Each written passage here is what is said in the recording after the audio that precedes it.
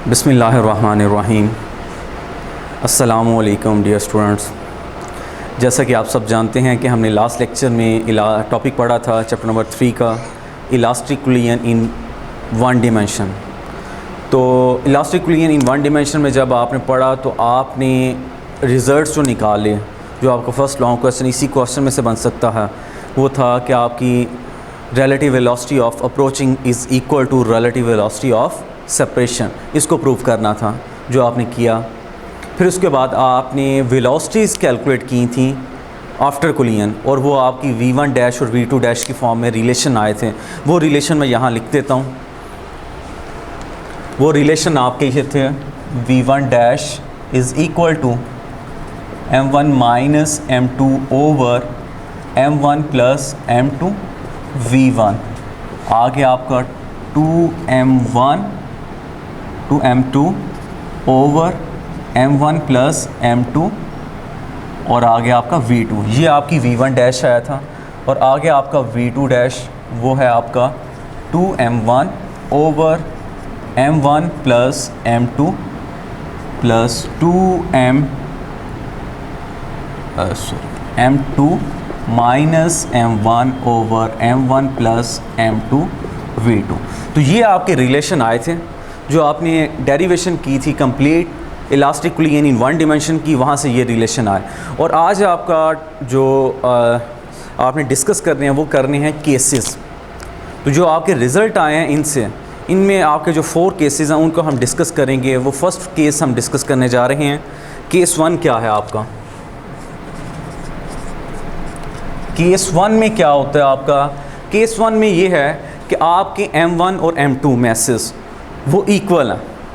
तो तब ये रिज़ल्ट हमें क्या मिलेगा कि जब जो दो बॉल आपस में कोलाइड कर रहे हैं, जिनकी कोलिजन हो रही है 2 मैसेज की, m1 और m2 की, अगर उन दोनों का मैस इक्वल हो तो तब क्या होगा? आफ्टर कोलिजन उनकी वेलोसिटीज़ क्या हो जाएंगी? तो वो हमने निकालना है। तो हम उसके लिए लिख लेते हैं कि अगर आपका m1 m2 equal to m हो जाए, सेज मैं कहता हूँ कि अगर ये m1 और m2 m की इक्वल हो जाए तो तब क्या होगा? ये देखें आप। तो ये देखें, इन्हीं रिज़ल्ट्स के अंदर हम ये वैल्यू पुट करेंगे। m1 की जगह भी m और m2 की जगह भी m पुट करते हैं, तो देखते हैं क्या होता है। v1 डैश इधर आ जाएगा, ये देखिए इधर पुट करें तो m1 की जगह भी m, m2 की जगह भी m over m plus m। v1 आगे वैसे का वैसे, 2m2 की जगह भी m over m plus m v2। तो यहाँ देखिए ये m माइनस m हो के ऊपर क्या आ जाएगा? 0 ओवर 2m 7 v1, और इधर नीचे भी 2m ऊपर भी 2m और 7 v2। अब ये देखें, ये सारा इस 0 की वजह से ये 0 हो जाएगा, और ये आपका m2m से कैंसिल, तो v2 आ गया। तो आपका v1 डैश किसकी इक्वल आ जाएगा? v2 डैश की इक्वल आ जाएगा। और इसी तरह मैं v2 डैश की भी अगर वैल्यू निकालूँ इधर से, तो वो भी देखें। v2 डैश की वैल्यू निकालने लगा हूँ इस केस को यूज़ करते हुए। m1 और m2 की जगह मैं m पुट करूँगा, तो इसमें करते हैं इधर। तो ये देखें, 2m1 की जगह भी मैंने m कर दिया, नीचे भी आपका m प्लस m 2m हो जाएगा इधर, और m2 की जगह भी m, m1 की जगह भी m पुट करना है, नीचे भी इसी तरह करेंगे। तो ये ऊपर आ जाएगा m minus m over 2m into v2। तो यहाँ देखें ये m माइनस m 0 हो जाएगा, और 0 और ये सारा आपका 0 हो जाएगा, और इधर आपका 2m से कैंसिल, और आपकी v2 डैश v1 की इक्वल आ जाएगा। तो आप यहाँ से क्या रिज़ल्ट गेट कर सकते हैं? केस 1 का रिज़ल्ट क्या आ जाएगा? केस 1 का रिज़ल्ट ये आएगा कि अगर 2 मैसेज जो आपके कोलाइड कर रहे हैं, फॉर एग्ज़ाम्पल ये देखें, ये आपका m1 है, ये आपका m2 है, और इनके मैसेज इक्वल हैं। इनकी वेलोसिटी पहले v1 है और बाद में v2 है। तो कोलिजन के बाद अगर उनके मैसेज इक्वल हैं तो वो अपनी वेलोसिटीज़ को एक्सचेंज कर लेंगे। जो m1 की वेलोसिटी है वो v1 है, और आफ्टर वेलोसिटी इनकी हो जाती है v1 डैश।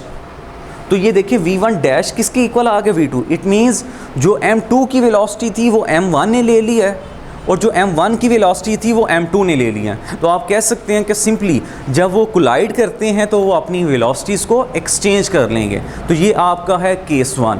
आगे हम केस 2 को डिस्कस करते हैं। केस 2 क्या है आपका?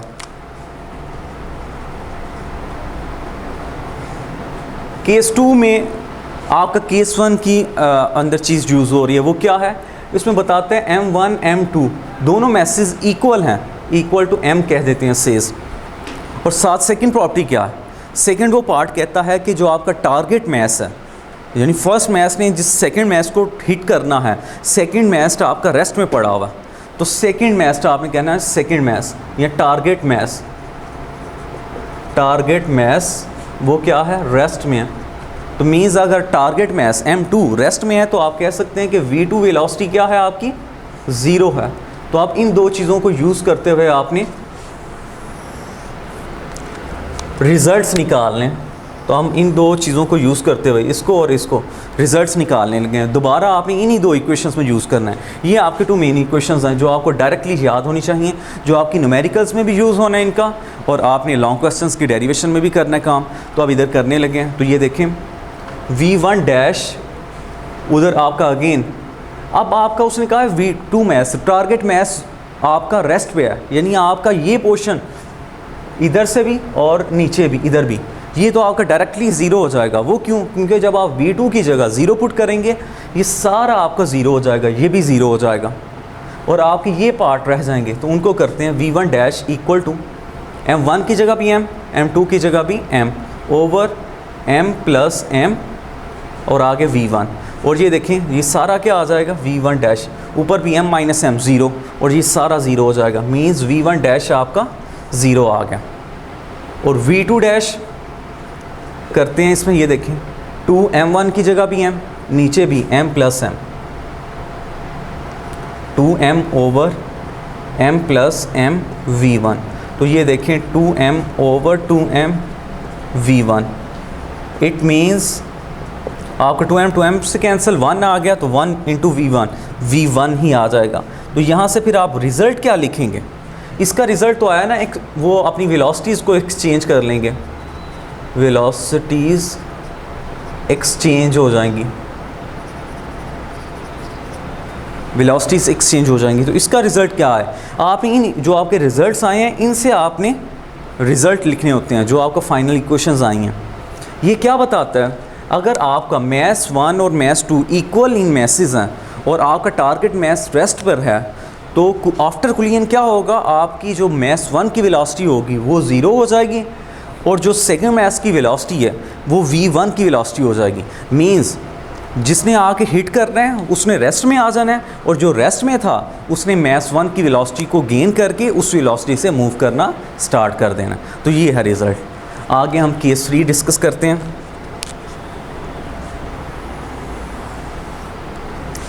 तो केस 3 में आपको क्या कहता है, केस 3 से लिखते हैं।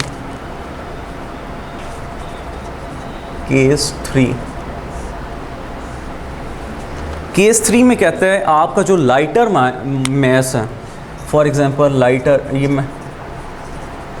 मैस, वो आपके आके मैसिव मैस को हिट करता है जो रेस्ट पर है। मैं डायग्राम बना देता हूँ, ये देखें क्या आपको क्लियर हो जाए। जैसे ये देखें, ये आपका लाइटर मैस है, सेज M1, मीन्स आपका वेट उसका बहुत कम है, आप उसको अप्रॉक्सीमेटली इक्वल टू ज़ीरो भी कह सकते हैं।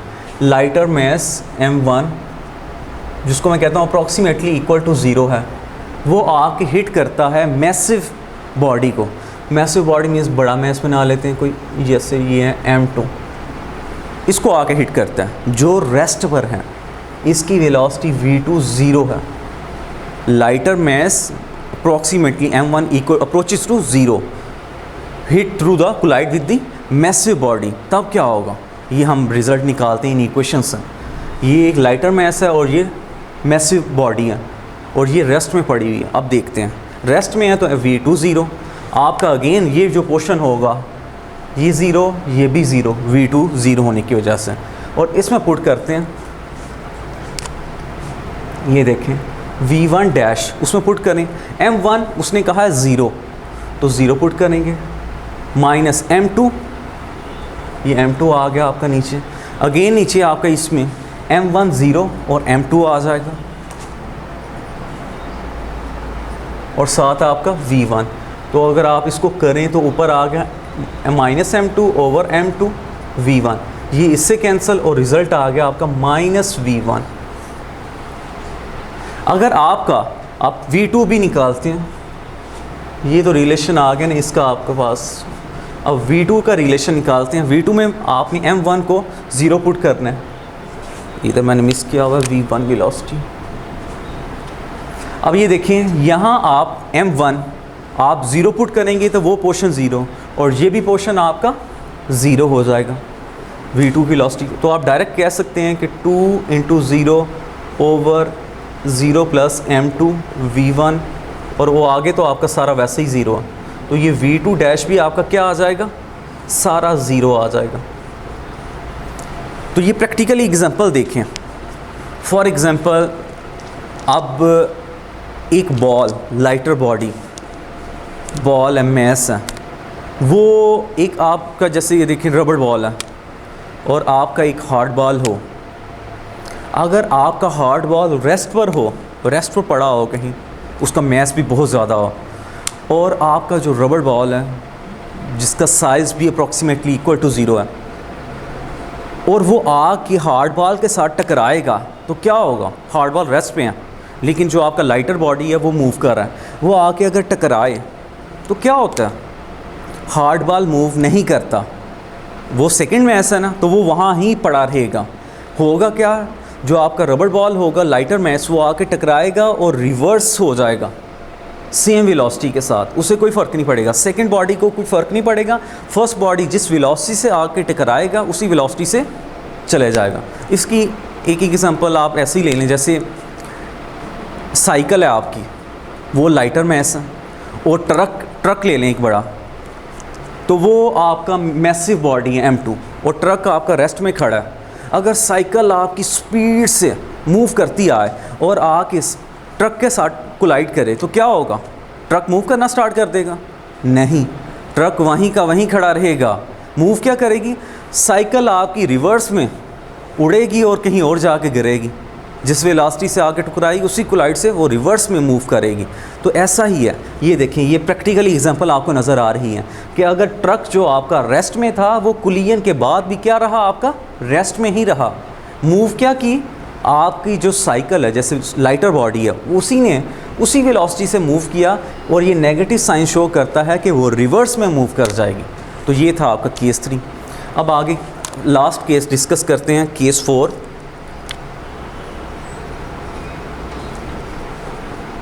केस 4 आपको क्या कहता है, केस 4 कहता है आपका कि आपकी massive body collide with lighter body at rest. Means ये देखें, डायग्राम बनाता हूँ मैं, ये आपकी मैसिव बॉडी, इसने आके आप कोलाइड करना है लाइटर बॉडी के साथ जिसको m2 मैं कहता हूँ, और वो अप्रॉक्सीमेटली इक्वल टू 0 है।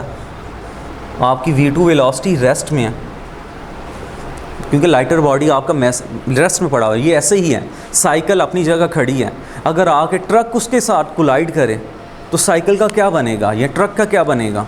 तो ये रिज़ल्ट्स निकालते हैं हम, ये देखें इक्वेशंस वही यूज़ होंगी। अब m2 को अप्रॉक्सीमेटली इक्वल टू आपने 0 पुट करना है इसमें, ये देखें इधर आ जाएगा m1 minus 0 over m1 plus 0 into v1, और आपका ये v2 0 होने की वजह से ये पार्ट भी 0 हो जाएगा और ये पार्ट भी 0 हो जाएगा। तो करते हैं इसको, ये देखें v1 dash minus equal to m1 minus 0 over m1 plus 0 v1, और आगे आपका m2 अप्रॉक्सीमेटली 0 है इसलिए आपका 0 हो जाएगा। अब ये देखें नीचे भी आपका m1 है, ऊपर भी m1 है, तो m1 से कैंसिल हो जाएगा और आपका जो v1 का रिज़ल्ट है वो क्या आ जाएगा, v1 का रिज़ल्ट v1 ही आ जाएगा। और इसी तरह v2 भी निकालते हैं, इधर देखें v2 डैश, इधर देखें 2m1 ऊपर वैसे का वैसे रहेगा, नीचे m1 की जगह m1 नहीं, m2 की जगह 0, क्योंकि आपने कहा हुआ है मैसिव बॉडी क्या है, जो आपका लाइटर बॉडी है वो रेस्ट पर है, और साथ ही साथ लाइटर बॉडी को आपने अप्रॉक्सीमेटली इक्वल टू 0 लिया है। तो ये देखें यहाँ m2 आपका 0 और आगे ये सारा वैसे 0 हो जाएगा। तो रिज़ल्ट क्या आ जाएगा, ये देखें 2m1 over m1 plus 0 v1 और आगे आपका सारा 0 है। तो रिज़ल्ट क्या आ गया आपका m1 से कैंसिल हो जाएगा और आपका रिज़ल्ट आ जाएगा 2v1, ये 2v1। अब ये देखें जो आपको मैंने एग्जांपल दी कि एक मैसिव बॉडी है, उसने आके लाइटर बॉडी के साथ कोलाइड करना है। जैसे आपका ट्रक एक साइकिल को आके कोलाइड करेगा तो क्या होगा, ट्रक उसी वेलोसिटी से मूव करता रहेगा। तो ये देखें रिज़ल्ट आ गया कि ट्रक की जो वेलोसिटी पहले थी वो वही रहेगी, लेकिन साइकिल वाले के साथ क्या होगा, जो रेस्ट में पड़ा हुआ था अब वो ट्रक से डबल वेलोसिटी के साथ मूव करना स्टार्ट कर देगा। और ये रिज़ल्ट आ गया, ये देखें 2v1। इट मीन्स वो डबल वेलोसिटी से, पहले तो वो क्या था, जिस वेलोसिटी से जो आपका मैसिव बॉडी मूव कर रहा था v1 वेलोसिटी से, आपकी जो लाइटर बॉडी है उस वेलोसिटी से डबल वेलोसिटी से मूव करना स्टार्ट कर देगी। तो ये उसका रिज़ल्ट है। और नीचे आपने हर केस में उसका रिज़ल्ट जो है वो ज़रूर लिखना होगा। अगर मैं आपको ये कह दूँ कि सिर्फ रिज़ल्ट्स दे दूँ और बताऊँ ये केस कौन सा है, तो ये MCQs नीचे गिवन होंगे आपको 4 केसेस, तो आपने टिक करना होगा। ऐसे आपको MCQs आ सकते हैं, या आपको ये आ सकता है कि कब आपकी जो लाइटर बॉडी है रेस्ट में आ जाएगी, किस केस में, ऐसे पूछ लिया जाए। तो आपको रिवर्स में भी याद होने चाहिए, स्ट्रेट फॉरवर्ड भी याद होना चाहिए और आंसर से आपको क्वेश्चन भी याद होना चाहिए। तो ये था आपका इलास्टिक एक्विलिब्रियम इन वन डिमेंशन का कंप्लीट टॉपिक, जो आज आपने केस पे डिस्कस कर लिया। अब आगे एक छोटा सा टॉपिक है, वो भी साथ पढ़ लेते हैं। वो है force due to water flow.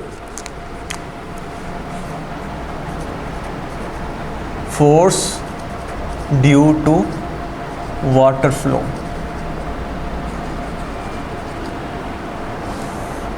Force due to water flow ये क्या है, ये ऐसे ही है जैसे आपका जो वाटर है वो फ्लो कर रहा है, तो वो कितनी फोर्स लगाएगा वॉल के ऊपर और वॉल कितनी लगाएगी फोर्स के ऊपर। जब पानी मूव करता है तो वो अपनी जो उसके रास्ते में जो चीज़ रिकवर्ड होती है वो उस चीज़ के ऊपर कितनी फ़ोर्स लगाता है, वो कहाँ से आप निकालेंगे वो फोर्स जो पानी लगाता है किसी भी दूसरे ऑब्जेक्ट के ऊपर। तो वो देखते हैं। फॉर एग्ज़ाम्पल आपका जो वाटर है वो फ्लो कर रहा है स्टार्ट में, उसकी इनिशियल वेलोसिटी है, इनिशियल वेलोसिटी को मैं vi लिखता हूँ, वो वेलोसिटी है v, उससे मूव कर रहा है। बाद में उसकी फाइनल वेलोसिटी vf वो ज़ीरो हो जाती है। तो चेंज इन वेलोसिटी क्या आ जाएगा आपका, चेंज इन वेलोसिटी होता है vf माइनस vi। तो इधर पुट करते हैं 0 माइनस v, तो चेंज इन वेलोसिटी आ गया आपका माइनस v।